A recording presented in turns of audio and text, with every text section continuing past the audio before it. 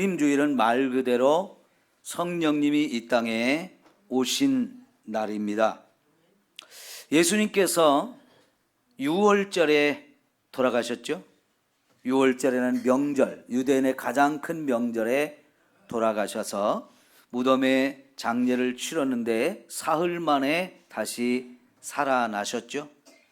그렇게 부활하신 예수님이 제자들과 함께 40일을 계시다가 하늘로 올라가시면서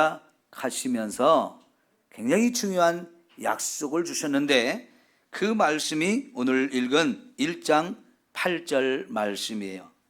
오직 성령이 너희에게 임하시면, 이것은 예수님께서 올라가시면서 이제 예수님 대신에 성령 하나님을 우리에게 보내주시겠다고 약속하신 사건입니다.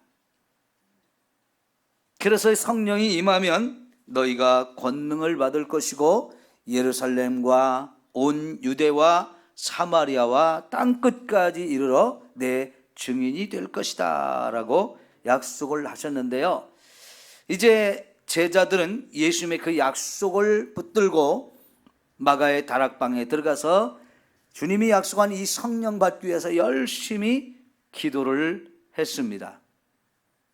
그렇게 기도하던 중에 열흘이 지나자 오순절이라고 하는 유대인의 두 번째 또 큰 절기가 찾아왔는데요, 그날 성령께서 실제로 임하신 거예요. 그것이 이제 2장 1절부터 4절까지의 말씀이거든요. 오늘 이렇게 성령님을 보내준다 약속하시고 또 약속한 대로 그 성령이 임하셔서 주님의 약속을 믿고 기다리던 제자들에게 성령의 충만한 은혜를 힘입게 하셨는데요, 이런 날을 우리가 단순히 기념만 하고 끝나면 절대로 안 될 줄 믿습니다. 이것은 기념하고 끝나는 날이 아니라 주님의 성령을 보내준다는 그 약속이 오늘 나에게도 주신 약속으로 우리가 받고 그 약속을 따라 우리도 성령 받기 위해서 간절히 기도해야 합니다. 그러면 분명히 저와 여러분도 이렇게 성령의 충만한 은혜를 힘입게 될 줄 믿습니다. 오늘 말씀을 함께 들으면서 주님의 약속을, 내게 주신 약속으로 여러분 모두가 받으시기를 바랍니다. 그 약속을 붙들고 제자들은 언제일지 모르지만 성령 받기 위해서 간절히 기도했어요.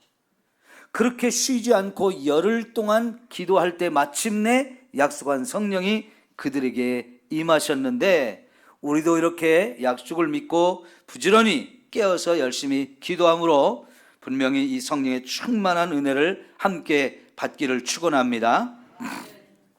자, 여러분 요한복음 14장을 좀 한번 찾아보시죠. 요한복음 14장 16절 17절 말씀입니다.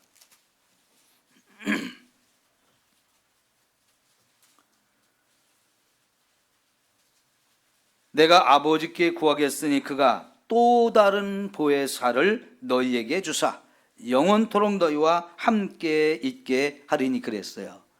여러분, 이 14장 말씀은 예수님이 이제 제자들을 떠나서 하늘로 올라가신다는 말씀을 먼저 하셨고요, 그리고 나서 주님이 내가 가서 아버지께 또 다른 보혜사를 너희에게 보내주도록 요청하겠다라고 말씀하시는데, 또 다른 보혜사, 그분이 바로 성령 하나님이십니다.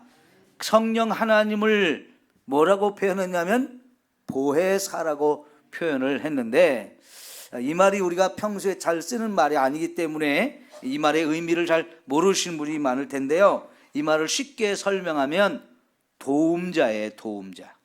저와 여러분을 도와주시는 성령 하나님을 우리에게 보내주시는데, 그러면 그 성령님이 오셔서 우리와 함께 있도록 해주겠다는 거지요.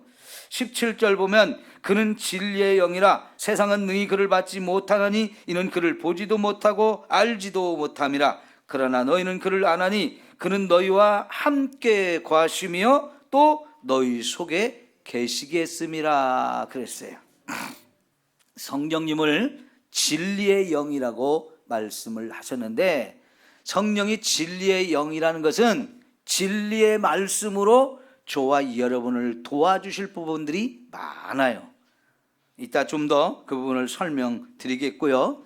그런데 이렇게 성령 하나님이 오실 때 그 성령 하나님을 세상은 알지도 못하고 받지도 못한다 그랬어요.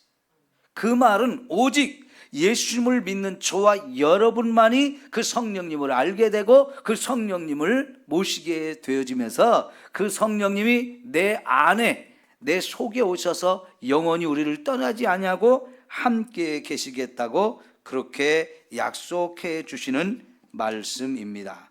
자, 이제 여러분이 26절 보세요. 14장 26절 시작. 보혜사 곧 아버지께서 내 이름으로 보내실 성령 그가 너희에게 모든 것을 어떻게 한다고요? 가르쳐 주신다.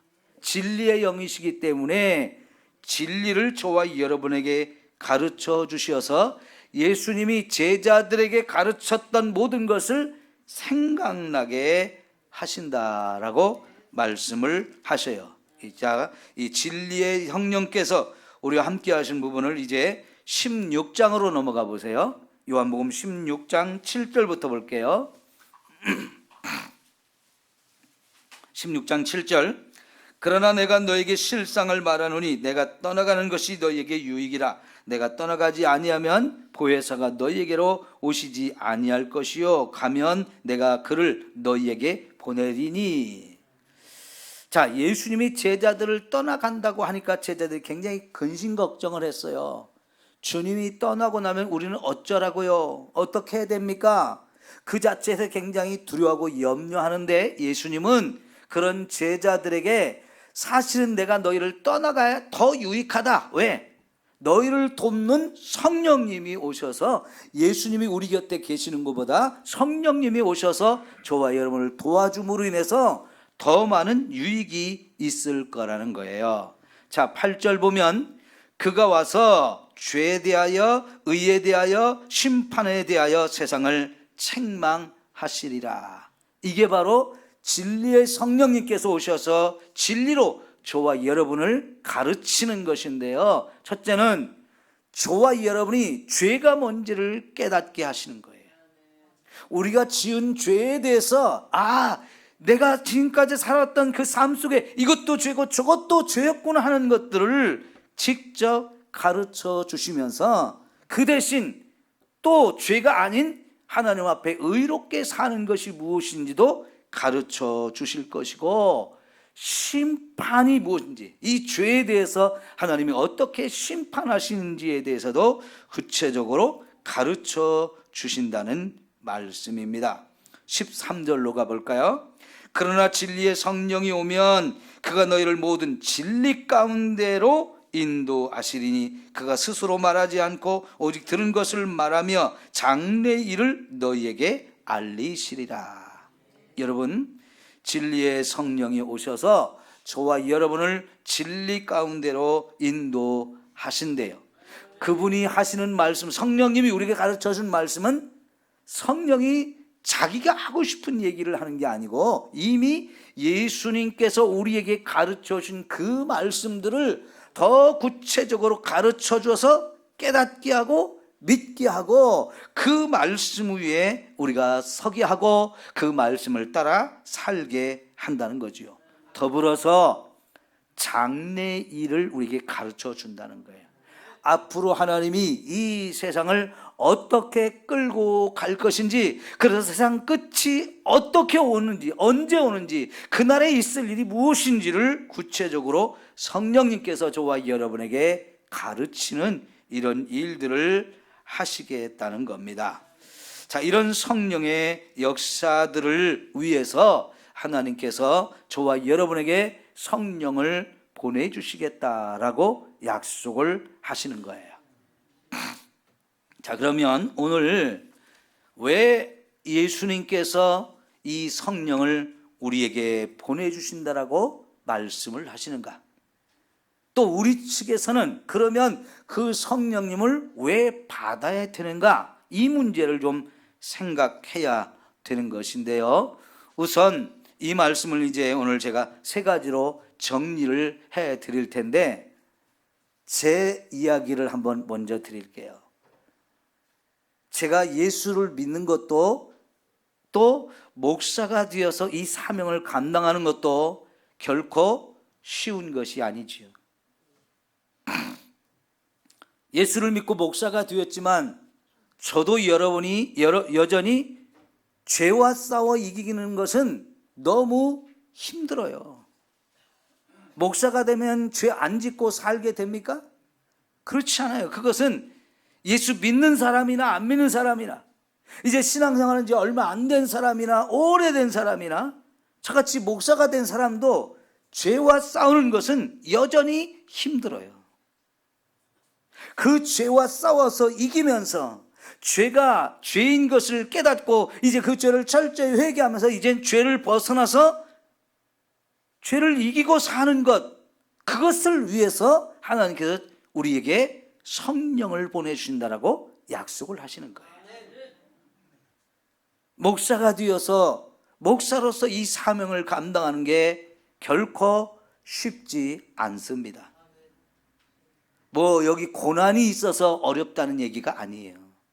그런 거는 얼마든지 이길 수 있어요. 뭐가 어렵냐? 자격이 없는 자가 목사가 됐으니까 힘든 거예요. 네? 제가 무슨 자격이 있어서 잘나가지고 목사가 됐겠습니까? 자격이 없는데도 불구하고 하나님이 너무나 거룩한 직분, 너무나 위대한 직분을 맡겨주셨는데, 그러니까 이 직분을 자격 없는 자가 감당하려니까 힘들고 어려운 거지요. 무능하고 무지하고 한없이 연약한데 이 사명을 감당하려고 하니까 이게 힘드는데요, 그때 하나님께서 성령으로 충만하게 하심으로 인하여 이 사명을 능히 감당하게 하시는 줄 믿습니다. 그러니까 여러분, 성령을 우리에게 왜 보내주신다고 약속하시고 우리에게 왜 성령을 받아야 된다고 하시는지, 그 부분을 오늘 좀 한번 구체적으로 생각해 보고자 하는 것인데요. 우선 저와 여러분이 성령의 충만한 은혜를 힘입으면 우리가 믿음이 확실하게 세워지는 거예요.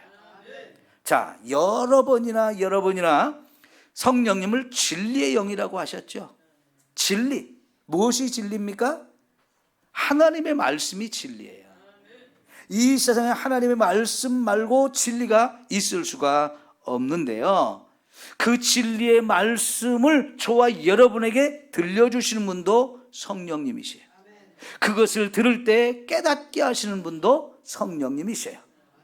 성령의 은혜가 아니면 하나님의 말씀을 우리가 깨달을 수가 없어요.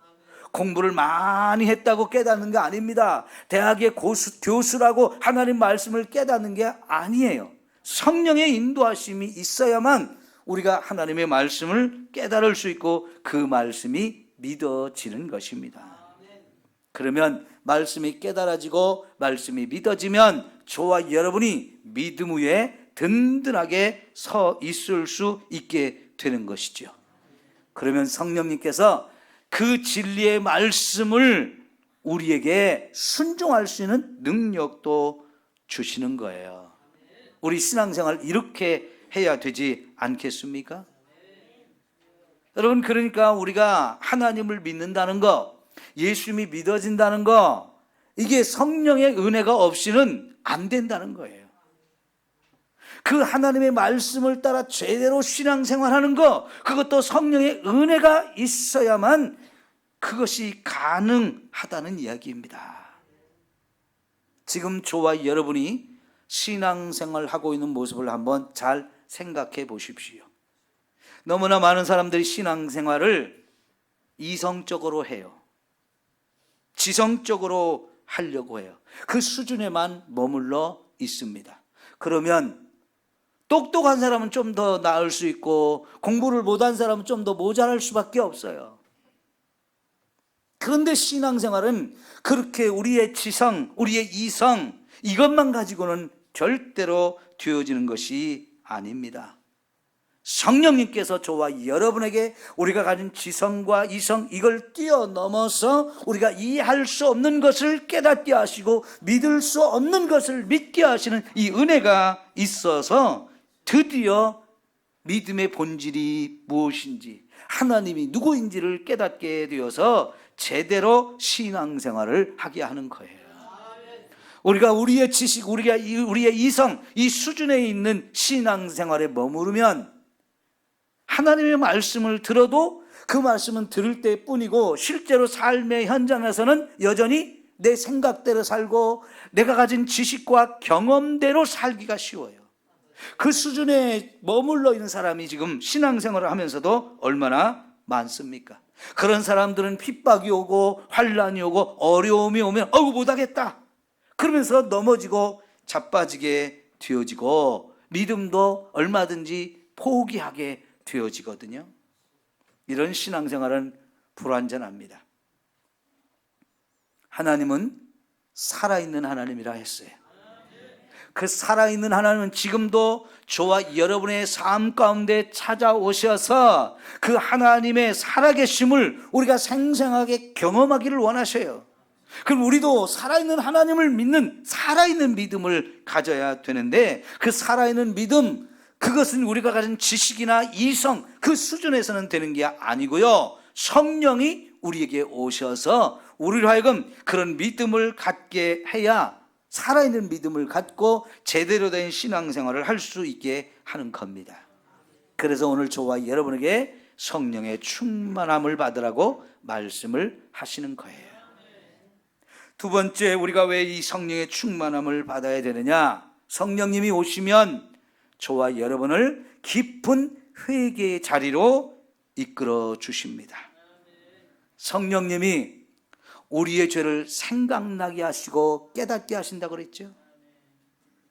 내가 지금까지 살아오면서 이 삶 속에서 얼마나 많은 죄를 짓고 살아왔는지 그 구체적인 것들을 하나님이 성령께서 가르쳐 주시고 깨닫게 하실 때, 내가 정말 형편없는 더러운 죄인이구나, 너무나 추악한 죄인이구나, 이런 것을 깨닫게 하셔요.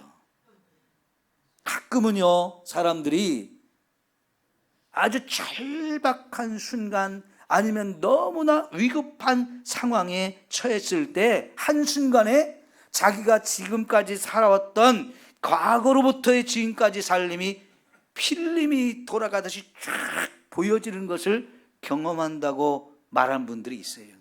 가끔 들어보시죠?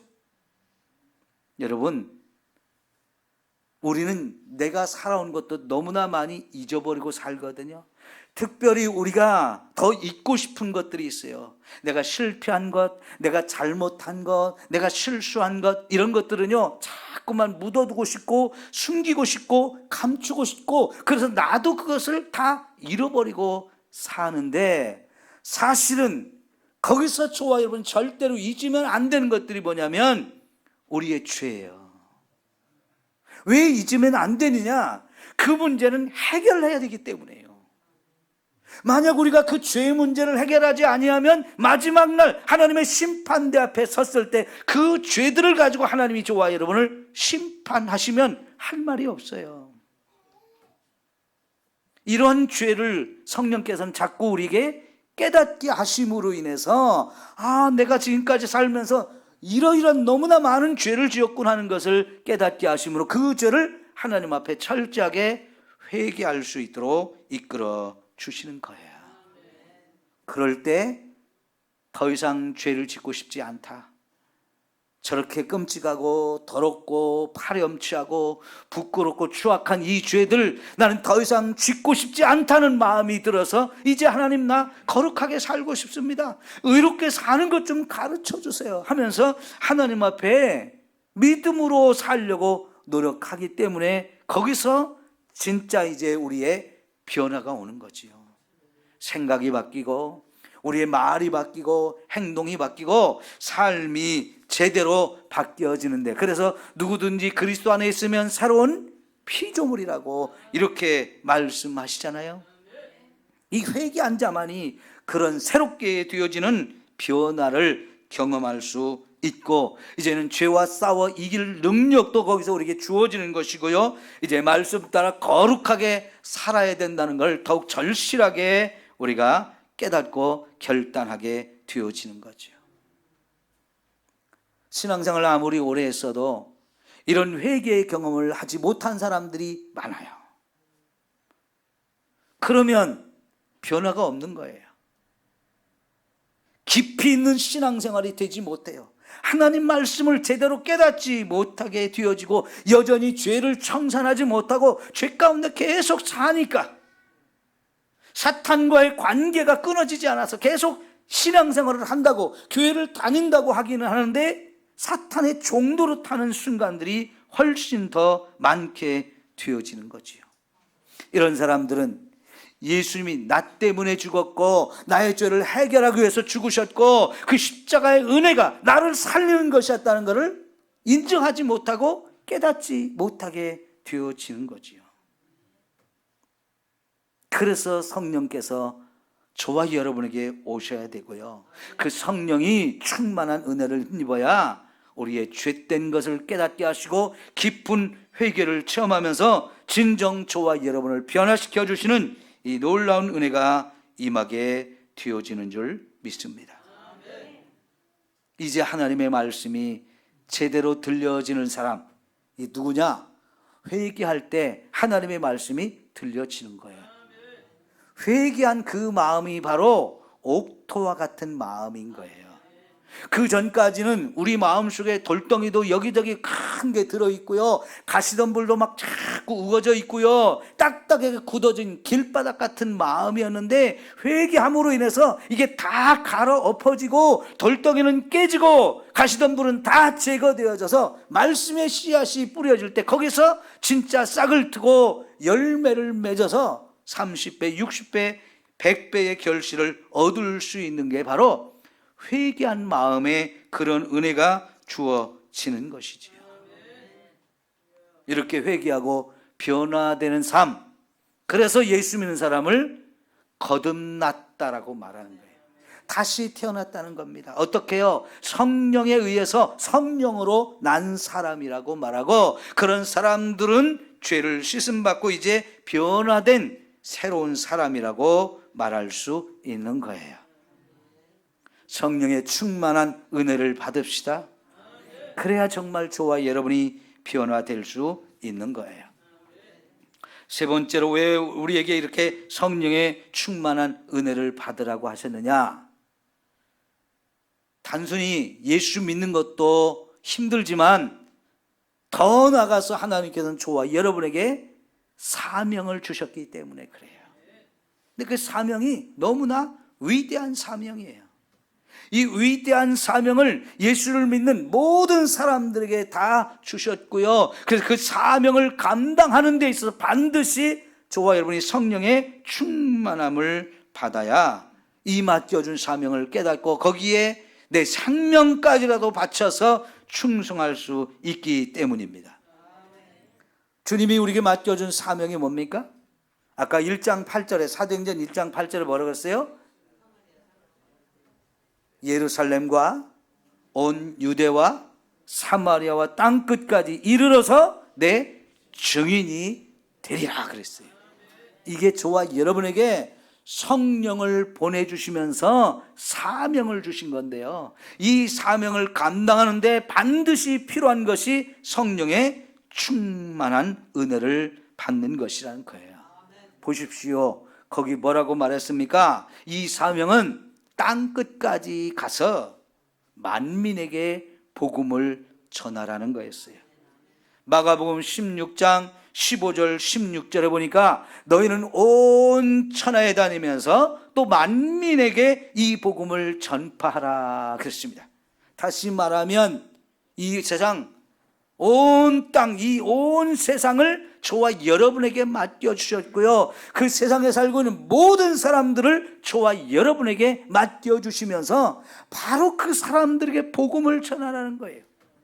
마가복음 16장 16절에 보면 믿고 세례를 받는 자는 구원을 받을 것이요, 믿지 않는 사람은 정죄를 받으리라 그랬어요.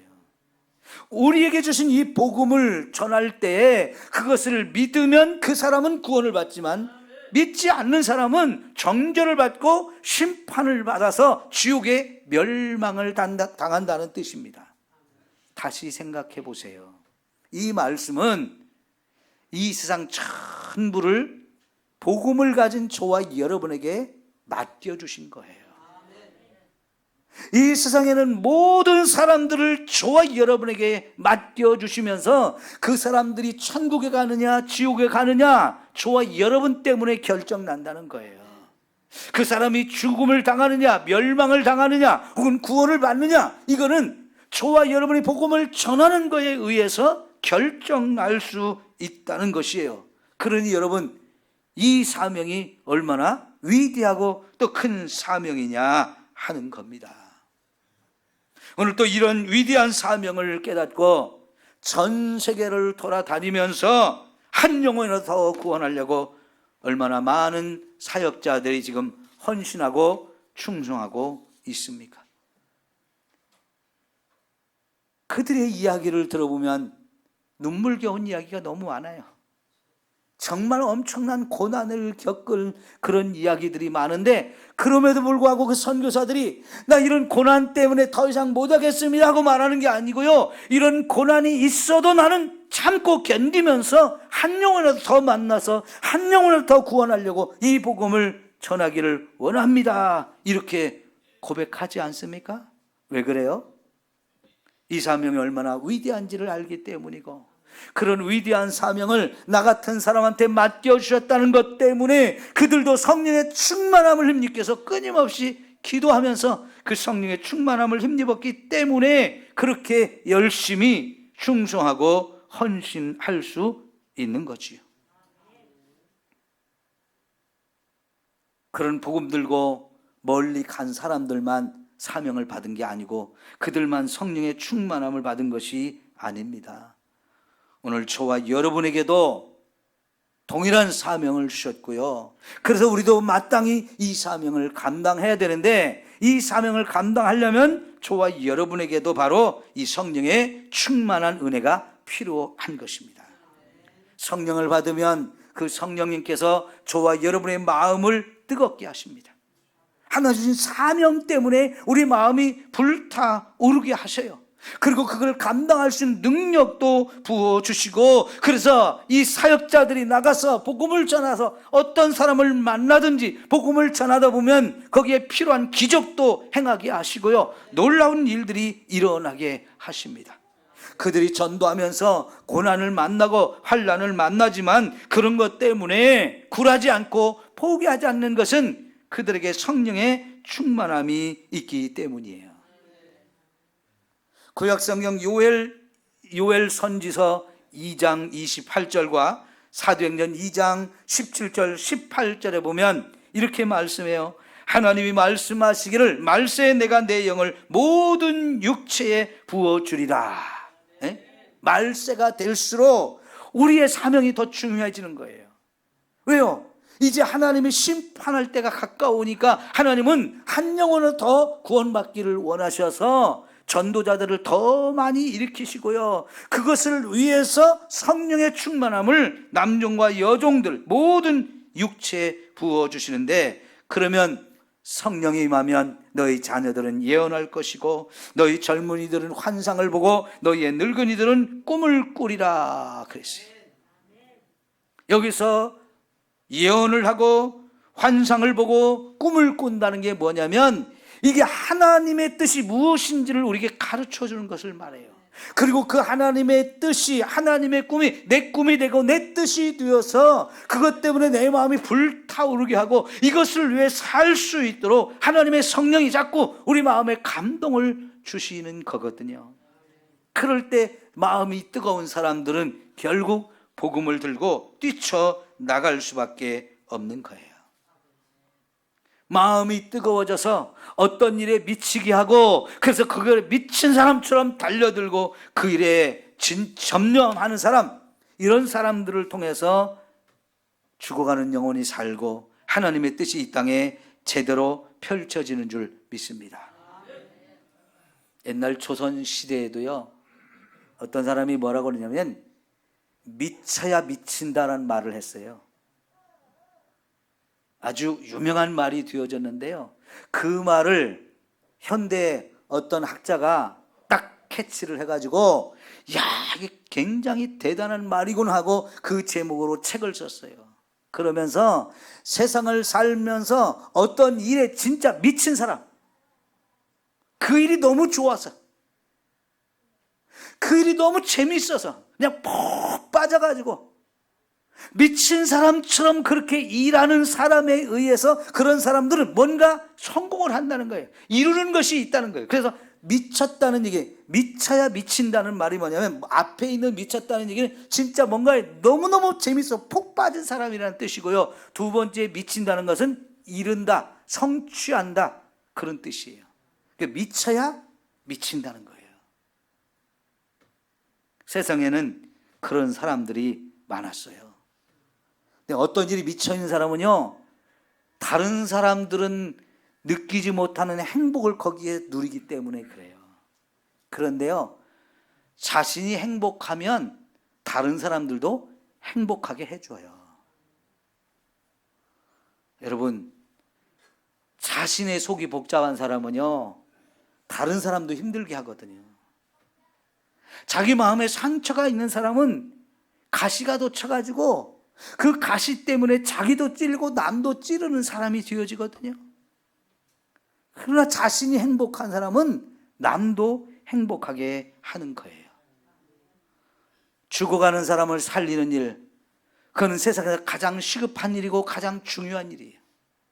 죽어가는 사람이 있는데 그 사람을 보면서도 나한테 더 중요한 일이 있다고 그 일에 관심을 두지 않으면 어떻게 되겠습니까? 그 사람은 세상 모든 사람의 비난을 해요. 그 죽어가는 사람을 봤는데 왜 그냥 뒀느냐고요. 그 사람을 살리는 것보다 더 중요한 일이 뭐가 있다고 그걸 외면했느냐고 하면서 다 손가락질하고 욕하거든요. 우리가 복음을 전하는 일이 바로 죽어가는 영혼을 살리는 일이에요. 물론 물에 빠진 사람 살리려고 하면요, 나도 생명을 걸어야 그 일을 할 수 있습니다. 그러나 그만큼 위대한 일이고 그만큼 가치 있는 일이기 때문에 할 수 있는 한 저와 여러분은 죽어가는 사람을 살리는 일을 해야 하는 거거든요. 복음 전하는 일이 바로 그런 일이에요. 그런 위대한 사명을 저와 여러분에게 맡겨주셨는데, 성도 여러분, 성령으로 충만합시다. 그래서 이 사명을 우리 함께 감당해낼 수 있는 저와 여러분이 되어지기를 축원합니다. 오순절날 이 성령이 충만하게 임하자 제자들은 밖으로 뛰쳐나가지 않을 수가 없었어요.